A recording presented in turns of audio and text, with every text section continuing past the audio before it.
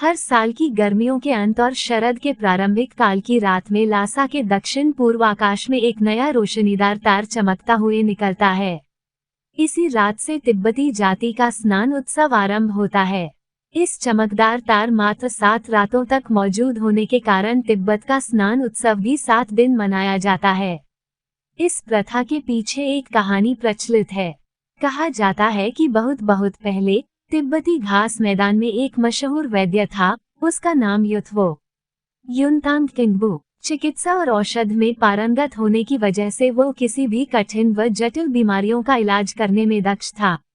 यही कारण था कि तिब्बती राजा ने भी उसे राजमहल में बुलवाकर राजसी चिकित्सक बनाया, जो विशेष तौर पर राजा और रानियों को चिकित्सीय सेवा देता था। लेकिन राजमहल में आने पर भी युथवो युनतांग किंगबू के दिल में जन साधारण की याद रहती थी। वो अक्सर जड़ी बूटी तोड़ने व बीनने के मौके का फायदा उठाकर राजमहल से बाहर जाकर आम लोगों के रोगों का उपचार करता था। एक साल घास मैदान में भयानक महामारी फैली। बेशुमार किसान और चरवाह बीमारी के कारण पलंग से नहीं उठ सकते और कुछ लोगों की जान भी चली गई। चिंतित होकर वैद्य युथवो युनतांग किंगबू ने दौड़े विशाल घास मैदान में जाकर बीमारी से पीड़ित किसानों और चरवाहों का इलाज करता फिरता था। उसने हिमच्छादित पहाड़ों और घने जंगलों में भांति की जड़ी बूटियां तोड़ बीन कर रामावन औषधियां तैयार की, जिनके सेवन से रोगी जल्दी चंगे हो गए। उसकी मेहरबानी से न जाने कितने मौत से जूझा रहे रोगी काल से बच गए और पुनः स्वस्थ हो गए। इस तरह युथवो युनतांग किंगबू की ख्याति प्रसिद्धि जग फैल गई और वह वैद्य राजा के नाम से संबोधित किया गया। लेकिन दुर्भाग्य की बात थी कि वैद्य युथवो का भी स्वर्गवास हो गया।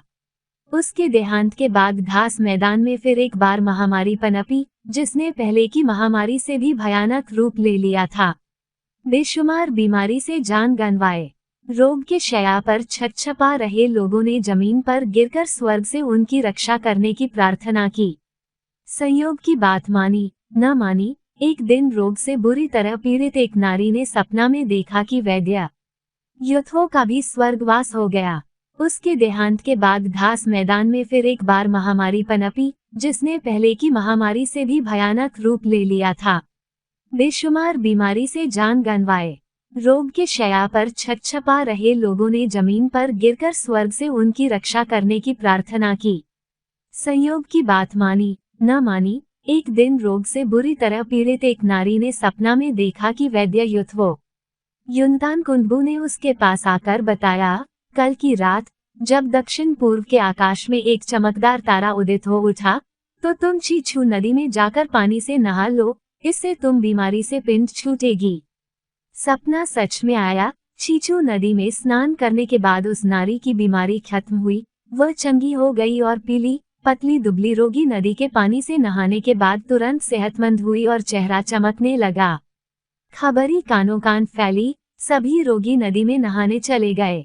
नदी में नहाने के बाद वे सभी भी सेहतमंद हुए और एक बिल्कुल स्वस्थ लोग बन गए। लोग कहते थे कि आकाश में चमकता हुआ वह तारा वैद्य युथवो का अवतार है। स्वर्गलोक में जब युथवो ने देखा कि नीचे धरती पर प्रजा महामारी से पीड़ित रही है और वे खुद नीचे नहीं आ पाए, तो उसने अपने को एक तारा के रूप में बदला और दिव्य आलोक शक्ति से नदी के पानी को औषध जल में परिवर्तित किया और लोगों को बीमारी से छुटकारा पाने के लिए लोग नदी में पानी नहाने का संदेश भेजा। स्वर्ग राजा ने युथवो को केवल 7 दिन का समय दिया, इसलिए ये तारा आकाश में सिर्फ 7 रात में दृष्टिगोचर रहा। इसके बाद तिब्बती जनता ने इन 7 दिनों को स्नान उत्सव घोषित किया। हर साल के इन 7 दिनों में तिब्बत के विभिन्न स्थानों में तिब्बती जनता आसपास के नदी में जाकर नहाती है। माना जाता है कि नदी में स्नान करने के बाद लोग स्वस्थ और प्रसन्न हो उठते हैं और बीमारी नहीं लगती है।